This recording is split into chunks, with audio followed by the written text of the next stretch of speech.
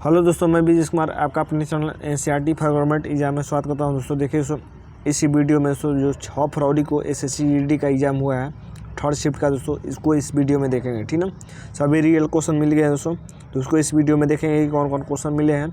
और दोस्तों अगर इसका PDF चाहिए दोस्तों, तो मैं PDF शाम को तीनों शिफ्ट का दोस्तों डाल दूंगा टेलीग्राम पर, वहाँ से आप ज्वाइन करके डाउनलोड कर पढ़ सकते हैं। ठीक ना, तो चलिए उसको देखते हैं। और दोस्तों देखिए आज दोस्तों जो सेकेंड शिफ्ट और फर्स्ट शिफ्ट में भी दोस्तों 1-2 क्वेश्चन ऐसे हैं जो कि रिपीट हुए हैं थर्ड शिफ्ट में, तो इसीलिए दोस्तों जो जितना भी पहले के क्वेश्चन हो रहे हैं उसको आप रिवाइज कर लीजिए, आपके एग्जाम में वहीं से 8 से 9 क्वेश्चन फंस जाएंगे। ठीक ना, तो चलिए देखते हैं आज का पहला क्वेश्चन। दोस्तों देखिए पहला क्वेश्चन पूछा गया था कि झांसी पर्व मुख्य रूप से कहाँ मनाया जाता है। तो देखिए पर्व से दोस्तों क्वेश्चन सेकेंड शिफ्ट में भी पूछा था। तो देखिए दोस्तों ये झांसी पर्व कई राज्यों में मनाया जाता है दोस्तों, कई शहरों में। अब ऑप्शन नहीं मिला दोस्तों, मैं बता दे रहा हूँ। देखिए दोस्तों हरियाणा में मनाया जाता है, दिल्ली में भी मनाया जाता है, कुरुक्षेत्र में भी, ब्रज प्रदेश में भी मनाया जाता है, मालवा में मनाया जाता है, निमाड़ राजस्थान और गुजरात है। ठीक ना, तो आप बताइएगा दोस्तों कि आपका ऑप्शन क्या दिया था। इसमें से जो ऑप्शन दिया होगा वही आंसर हो जाएगा। देखिए नीति निषेध तत्व से दोस्तों सेकंड शिफ्ट में भी क्वेश्चन आया था। तो नीति निषेध तत्व का उल्लेख दोस्तों किस अनुच्छेद में है। तो देखिए नीति निषेध तत्व का उल्लेख अनुच्छेद 36 से 51 में है दोस्तों। और नीति निषेध तत्व कहाँ से लिए गए दोस्तों, तो याद रखिएगा ये दोस्तों आयरलैंड से लिए गए हैं। कहाँ से लिए गए दोस्तों, आयरलैंड से लिए गए हैं दोस्तों। और नीति निषेध तत्व का उल्लेख किस भाग में है दोस्तों, तो भाग याद रखिएगा, भाग 4 में इसका उल्लेख है। ठीक ना, 36 से 51 तक है। ये सभी क्वेश्चन याद रख लीजिएगा कल के लिए। ठीक ना, कल 7 तारीख है, तो कल के लिए कल भी एग्जाम है। अगला देखते हैं दोस्तों। देखिए अगला क्वेश्चन पूछा था कि 1993 में भारत ने जो फुटबॉल मैच जीता था वह कहाँ आयोजित हुआ था। तो देखिए दोस्तों लाहौर के पाकिस्तान में आयोजित हुआ था। ठीक है, 1993 में भारत विश्व विजेता रहा था, तो लाहौर के पाकिस्तान में आयोजित हुआ था दोस्तों। देखिए अगर यहाँ से क्वेश्चन पूछा है दोस्तों, तो यहाँ से भी पूछ सकता है। यह तीनों पॉइंट याद रख लीजिएगा, यहाँ से क्वेश्चन पूछ सकता है कल 7 तारीख को। देखिए लाहौर 1993 में दोस्तों जो मैच हुआ था, लाहौर 1993 में हुआ था फुटबॉल मैच। इसमें दोस्तों भारत जीता था और श्रीलंका उपविजेता रहा था। फिर अगला संस्करण दोस्तों 1995 में हुआ था कोलंबो, श्रीलंका के कोलंबो में। इसमें दोस्तों श्रीलंका विजयी रहता और भारत उपविजेता रहता। ठीक है, फिर काठमांडू के 1997 में दोस्तों संस्करण हुआ था। इसमें भारत जीता था और मालदीव हारा था। ठीक ना, ये याद रखिएगा, ये पूछा है तो ये दोनों याद रख लीजिएगा आने वाले शिफ्ट के लिए। अगला देते हैं। सो देखिए अगला क्वेश्चन पूछा था कि कौन सा अनुच्छेद समाज के गरीब और कमज़ोर वर्ग के लिए मुफ्त विधिक सहायता प्रदान करता है। तो कौन सा अनुच्छेद है दोस्तों, तो वो अनुच्छेद 39A। अनुच्छेद 39A है दोस्तों जो समाज के गरीब और कमज़ोर वर्ग के लिए मुफ्त विधिक मतलब दोस्तों कानून। ठीक ना, मुफ्त कानून दोस्तों सहायता प्रदान करता है 39A, याद रखिएगा, ये पूछा था। देखिए दोस्तों सिंधु नदी को ऋग्वेद में क्या कहते हैं, ये पूछा था। तो देखिए दोस्तों सिंधु नदी का ऋग्वेद में कहीं भी उल्लेख नहीं है, मतलब हम दूसरे नाम से उल्लेख नहीं है दोस्तों, ज़्यादातर सिंधु ही नाम मिलता है। ठीक ना, अगला देखते हैं क्वेश्चन क्या पूछा था। अगला क्वेश्चन पूछा था कि किसने भारतीय नृत्यांगना को पद्मश्री, पद्म भूषण और पद्म विभूषण से सम्मानित किया गया है। यानी वो कौन सी भारतीय नृत्यांगना है दोस्तों जिन्हें पद्मश्री, पद्म भूषण और पद्म विभूषण से सम्मानित किया गया है। तो उनका नाम है दोस्तों मुंगरा यामिनी कृष्णामूर्ति। ठीक ना, ये प्रीवियस ईयर दोस्तों पहले भी पूछ चुका है। पहले जो पेपर हुए थे 2024 में हुए थे फरवरी मार्च में, तो ये प्रीवियस ईयर क्वेश्चन है, पूछ चुका है। देखिए दोस्तों अगला पूछा था कि सिम्बायोसिस या सहजीवन। सिम्बायोसिस इंग्लिश नाम है, सहजीवन हिंदी नाम है।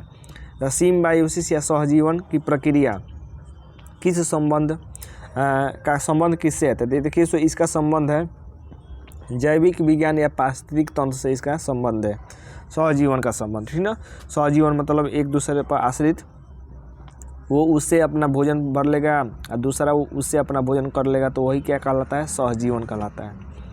देखिए पूछा था अगला एक आर्टिकल से कि OBC के लिए आरक्षण के प्रावधान संविधान के किस अनुच्छेद के तहत बनाए गए हैं। तो देखिए सो OBC के लिए आरक्षण के प्रावधान संविधान के अनुच्छेद 15(4) और 16(4) के तहत बनाए गए हैं। ठीक ना, अगला क्वेश्चन पूछा था कि भारतीय संविधान का कौन सा अनुच्छेद मौलिक अधिकारों को संबोधित करता है। देखिए बात करते हैं भारतीय संविधान का मौलिक अधिकारों का उल्लेख कहाँ है दोस्तों? तो देखिए मौलिक अधिकारों का उल्लेख दोस्तों अनुच्छेद 12 से 35 तक है दोस्तों। मैंने कई बार बता दिया है दोस्तों इसको, ठीक है, कई बार बता दिया है। देखिए आज शिफ्ट में पूछ दिया। अगर ये पूछे दोस्तों कि मौलिक अधिकार कहाँ से लिए गए दोस्तों, तो देखिए अ से अधिकार याद रख लीजिएगा, अ से अमेरिका याद रख लीजिएगा। तो मौलिक अधिकार कहाँ से लिए गए हैं? अमेरिका से लिया गया है दोस्तों। कहाँ से कहाँ तक है? तो 12 से 35 तक है दोस्तों। अब मौलिक अधिकार, कुल मौलिक अधिकार कितने हैं दोस्तों? तो 6 प्रकार के मौलिक अधिकार हैं, 6 प्रकार के मौलिक अधिकार है। देखिए दोस्तों पहले 7 प्रकार के मौलिक अधिकार थे।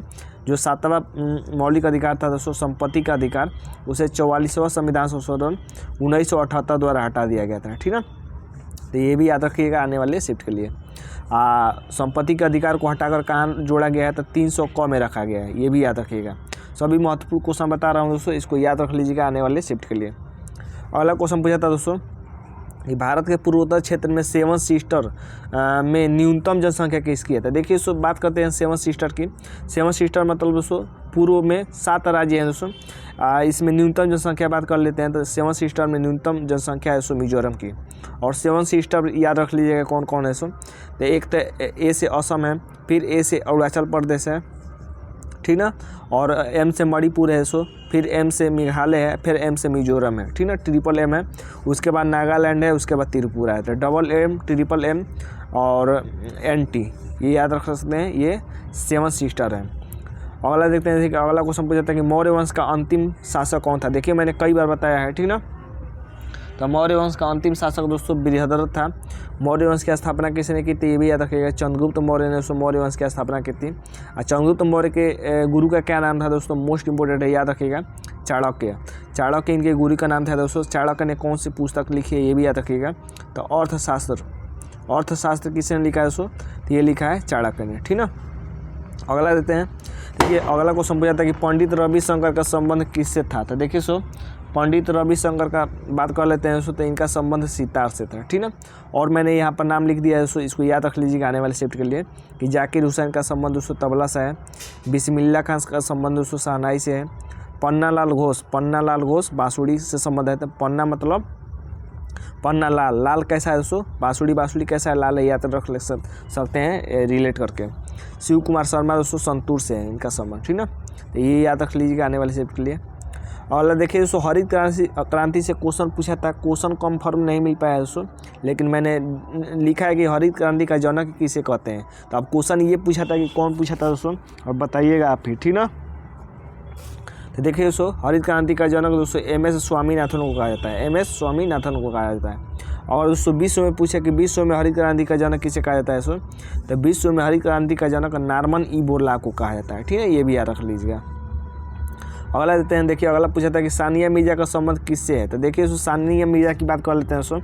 तो सानिया मिर्जा का संबंध दोस्तों टेनिस से है, ठीक ना, टेनिस से सानिया मिर्जा का संबंध है। अगला दोस्तों क्वेश्चन पूछा था कि राजस्थान का मैनचेस्टर किसे कहा जाता है? तो देखिए दोस्तों राजस्थान का मैनचेस्टर की बात कर लेते हैं। तो भीलवाड़ा को दोस्तों राजस्थान का मैनचेस्टर कहा जाता है। अगला क्वेश्चन पूछा था कि भारत में न्यूनतम जनसंख्या वाला राज्य कौन सा है? तो देखिए दोस्तों सिक्किम दोस्तों भारत में न्यूनतम जनसंख्या वाला राज्य है, ठीक ना। सिक्किम भारत में न्यूनतम जनसंख्या वाला राज्य है। अगला देते हैं, देखिए अगला क्वेश्चन पूछा था कि अनुच्छेद देखिए दोस्तों अनुच्छेद से 2 से 3 क्वेश्चन आया था दोस्तों, जो मैंने ऊपर भी बता दिया, 2 से 3 क्वेश्चन। अगला पूछा था कि ठंड शब्द का विलोम क्या होगा? ठंड शब्द का विलोम क्या होगा? तो देखिए दोस्तों ठंड शब्द का विलोम दोस्तों गर्म होगा। अगला देखिए दोस्तों पूछा था कि गंगा का पर्यायवाची क्या होगा? तो देखिए दोस्तों गंगा का पर्यायवाची होता है भागीरथी, देवनंदी, मंदाकिनी, गंगा और सुसहायता। तो ये दोस्तों 6 फरवरी को दोस्तों 3rd शिफ्ट के क्वेश्चन मिल गए हैं, ठीक ना, मैंने बता दिया। उम्मीद करते हैं कि दोस्तों की वीडियो अच्छा लगा है। वीडियो अच्छा लगा है तो चैनल को लाइक सब्सक्राइब कर लीजिएगा।